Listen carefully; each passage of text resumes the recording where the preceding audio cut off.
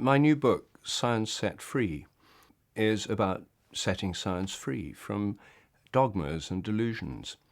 In England, the book is called The Science Delusion. And the science delusion is the belief that science already understands the nature of reality in principle, leaving only the details to be filled in. And what I think is a big problem in science is a conflict between science as a belief system. For example, there are some people say, I don't believe in God, I believe in science. That kind of belief system, where it's become a kind of substitute religion, and science as a method of inquiry, which is about finding out what we don't know through systematic inquiry, the experimental method, hypothesis, and so on. I think that's a really big problem, and I think science is being held back by a dogmatic belief system. What I do in this book is take the 10 dogmas of science and turn them into questions.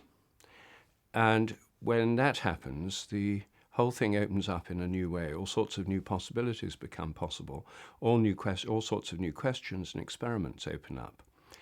The 10 dogmas are, first, that nature is mechanical, like a machine. Everything's machine-like, not organism-like. We are, in the words of Richard Dawkins, lumbering robots.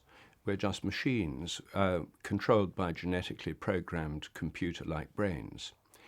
So this machine metaphor has dominated all of science since the 17th century. The second dogma is that matter is unconscious. The whole universe is made up of unconscious matter, which mysteriously becomes conscious in human brains and maybe the brains of a number of other animals. The third dogma is the laws of nature are fixed. They're the same today as they were at the moment of the Big Bang, and they'll be the same forever. The fourth dogma is that the total amount of matter and energy is always the same. This is the principle of conservation of matter and energy. I always thought this was the most certain of all the foundations of science, but the more I looked into it, the less certain it became. The next dogma, number 5, is that nature is purposeless. There's no purpose in evolution. Animals and plants have no purpose. Everything just goes on mechanically. 6, biological inheritance is material.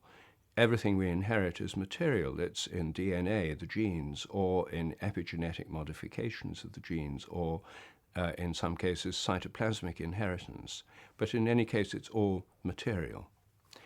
Dogma 7, that memories are stored as material traces. Everything you remember is inside your brain, stored in an as yet unknown way in nerve endings or molecules or proteins or something, but it's all material. Dogma 8 is that the mind is in the brain. A mental activity is nothing but brain activity. So all your mental life is inside your head. Dogma 9, which follows from Dogma 8, is that telepathy and other psychic phenomena are illusory. They can't really happen because all your thoughts and intentions are inside your head, so they can't have effects at a distance.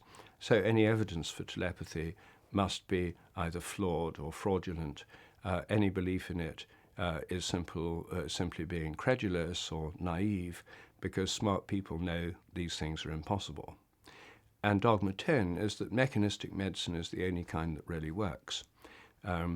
Medicines should be based on physics and chemistry, which means surgery and drugs, and of course those do work, but other forms of medicine, like alternative and complementary therapies, don't really work. People would have got better anyway, or if they work at all, it's just the placebo effect.